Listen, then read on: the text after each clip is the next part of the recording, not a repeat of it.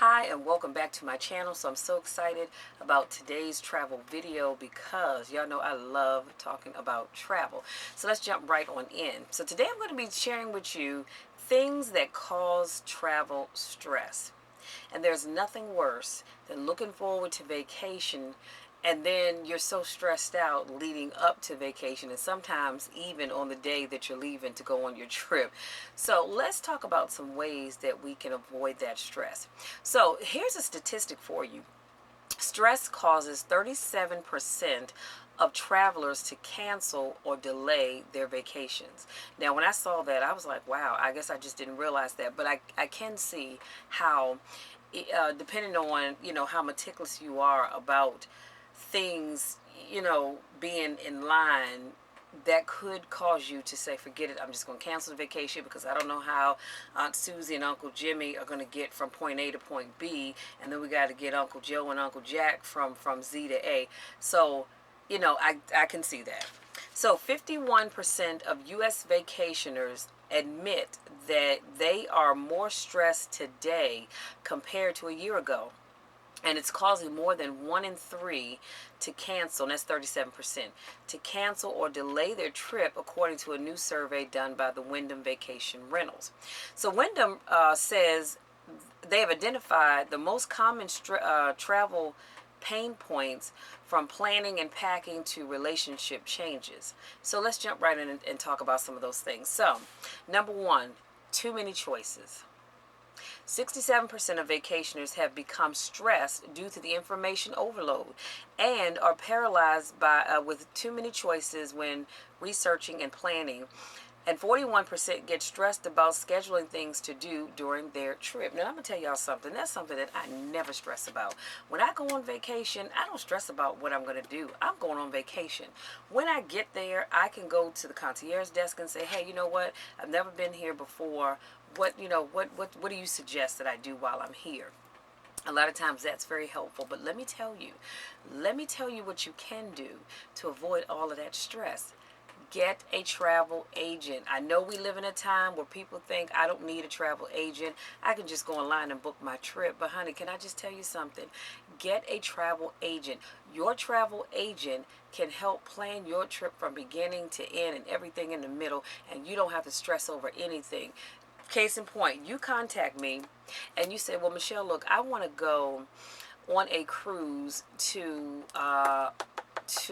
let's say Bermuda. And while I'm there, I'd like to see some sights and things like that. Doesn't matter what, just, hook something up for me. And sometimes I do get clients to say that, and I love those people. Not that I love all my clients, but I really love those people too. And so I say, okay, well, you know what, Carnival or Royal Caribbean, whichever, because I'm going to ask you what is your preference, and you tell me what your preference is, or based on the type of activities that you're looking for, I can make a determination and say, oh, you know what, they want to do XYZ, so I'm going to book them on a Royal Caribbean cruise. Or they want to do ABC, so I'm going to book them on a Carnival cruise. Just depends on what it is that you want to do. Now, once you get to each of your destinations, of course, there are excursions, right? Which I recommend. Let me say that. I recommend that when you travel, if you're on a cruise, I recommend that you pay for excursions. That way you're not just out there roaming about and likely to get yourself caught up in some stuff. So, book your excursions. But that's what having a travel agent does. Your travel agent, be it myself or someone else, will help plan your trip from beginning to end. And like I said, everything in the middle, so you don't have to stress. So keep that in mind the next time you want to go online and just book your little trip willy-nilly. Call me, email me, text, send smoke signals, use empty toilet paper tubes. Whatever you have to do, get in contact with me. Let me help you plan your vacation. So, number 2, trouble leaving the daily grind behind.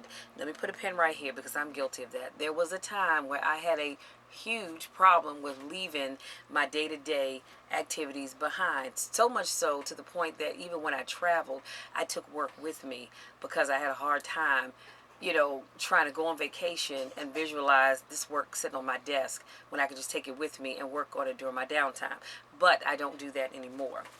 And so Once on vacation, it takes time to unwind and forget about the stress of work and personal responsibilities. 30% of U.S. travelers don't feel truly relaxed until the second day of vacation or later. And honey, let me tell you something. I'm not in that 30% because once I get on that plane, or if I'm taking the auto train, once I get on my transportation, I'm already relaxed. Michelle is in relaxation mode. Michelle is not thinking about work. Michelle is not thinking about anything but going to relax and enjoy herself. Well, and also making sure my family and friends, whoever I'm traveling with, are enjoying themselves as well. But y'all get what I'm saying. I'm not worrying about the day to day. The work will be there when I get back. Number 3, relationship testing moments. 67% have agreed with a travel companion. 67% have argued with a travel companion as a result of stress caused by planning or taking a vacation. 25% have even broken up with a significant other while times I'm sorry, wait a minute. 25% have even broken up with a significant other while times have changed and the daily demands of everyday life have travelers thinking differently about vacation. And this was said by Gail Mandel, who is the CEO of Wyndham Vacation Rentals, and she actually published a written release about this. So the survey revealed the following ways travelers can make their vacation stress-free. So before I jump into that, this is very deep, y'all. This is deep when relationships can break up over the stress of vacationing. Y'all, it's not that deep. It is not that deep. Granted, sometimes you're going to have to work together. There's a little give and take going to have to happen. Maybe you don't get all that you want, or maybe your significant other doesn't get all that they want. But that's where you have to compromise and meet in the middle. So anyway, let's look at some of these ways that you can avoid stress. Number 1, and I made this number 1 because it should be, don't wait until the last minute to pack. And I have learned to stop doing that because inevitably every time I travel, when I pack last minute, I get where I'm going. I don't have my toothbrush. I don't have my toothpaste. I don't have my shower gel. I don't have my shower scrunchie. And it's like, good grief, Michelle, did you remember anything? So do not wait till the last minute to pack. Packing is so dreaded that half of all respondents said they would give up alcohol for a month or even social media for a week to avoid doing it. Travelers can reduce the stress of packing without making such a sacrifice. 69% say not procrastinating on packing your bags would minimize stress, and it would be. Number 2, unplug from work. Creating separation from work helps travelers to get into a vacation-ready mindset.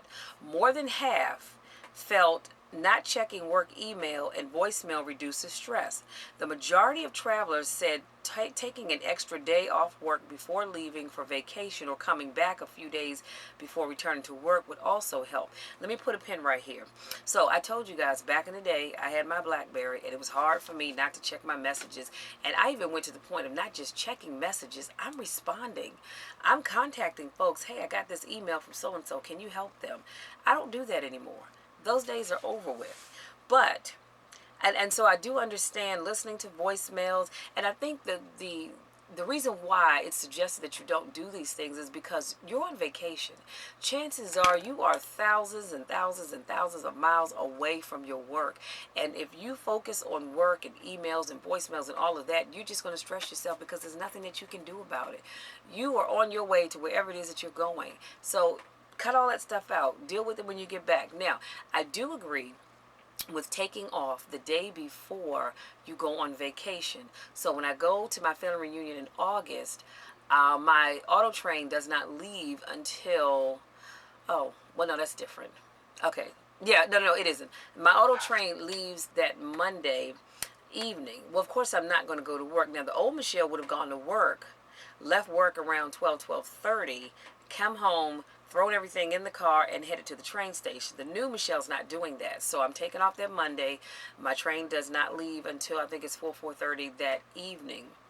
And then when I come back, I'm coming back on a Monday. Again, the old Michelle would have come back because I get back early and said, hey, I'm going to go to work even if it's for half a day. Not the new Michelle. No, the new Michelle's going to take that whole Monday off, and I will go back to work on Tuesday. So you see, there's little things that we can do to avoid stress. And third, last but not least, space, clean clothes, and closed doors. 62% of travelers think booking accommodations with space and privacy would make their next vacation less stressful, and 50% think that being able to do laundry would help. With the overload of vacation planning information available today, 48% of all respondents said having a ready-made vacation itinerary would reduce stress. And let me say this real quick. So I have a coworker. His name is Chris, and his husband, what I tell you, is very detail oriented. When they go on a vacation, I don't care how short or how long it is, Rick has typed up a full page itinerary. I'm not kidding you guys. It starting from the time that they get to the airport, and then it breaks down what they do when they get to their hotel. They're going to check in, and then they're going to have lunch. They're going to do this and that and that. I'm telling you, the whole day, the whole time they're on vacation, Rick has everything laid out. Now, when I first saw it, I thought, oh, this is cute, but that would stress me, having to go, okay, let me see, let me check my schedule. What do I have to do next? Let me see. Oh, okay, so I'm supposed to be here now. That is what I don't want to do. I want to go on vacation, and I want to not do anything if I choose not to. If I don't want to do a thing, I want to just lay around and be a bum. You hear what I'm saying? But I do understand that some people need that that itinerary so that they're not stressing out about what should we do, where should we go, and all that kind of good stuff. Got that. Now, the other thing that I was going to share with you, oh, the space. So I think I may have shared with you guys before that I have been on 6 cruises. Yes, 6 cruises in my lifetime. It might have been 7, but anyway, whatever. No, I think it's 6 or 7. I'm not sure now. But I have never done a balcony or a suite on a cruise ship. But can I just tell you guys that when I go on my cruise next year, because like I said, I thought about it too late in the game. I already had my vacation for this year planned out, but I'm going back to cruising in 2018. Yes, I am, and hopefully it's going to be a cruise to Cuba. And then the 2019, well, starting from 2018 on, I'm going to be cruising somewhere every year. And I made up in my mind, because I booked the cruise for my coworker and good friend and his family for their little family get together, which was really, really nice. And he and his wife had a balcony suite. He said, Michelle, can I just tell you, I will never, ever, ever cruise again and not have a balcony suite. He said it was absolutely wonderful because, you know, the balconies and the suites are just very spacious. And he said, you know, my wife loved sitting out on the balcony and just looking at the waves and just relaxing in the wind, and you know, and it was almost like I was there with him. So I decided going forward, when I cruise, I have to have a balcony. You know, a suite and a balcony, or just the balcony room. Have to have it. And you know what? Guess what? You deserve it. You work every day, so why not? So let's do a quick recap. The things that cause stress: too many choices, trouble leaving the daily grind behind, and relationship testing moments. Ways that you can go and travel stress-free. Don't wait till the last minute to pack. Please don't do that. Unplugging from work, and then the ability to have space, clean clothes, and closed doors. Oh, I forgot to tell you. One of the things that I will do when I travel and I stay in a resort, well, first of all, I choose resorts over hotels. Here's why. Because in a resort, I have a full kitchen, and y'all know I don't cook, so don't clown, but that's all right. I can attempt to do something.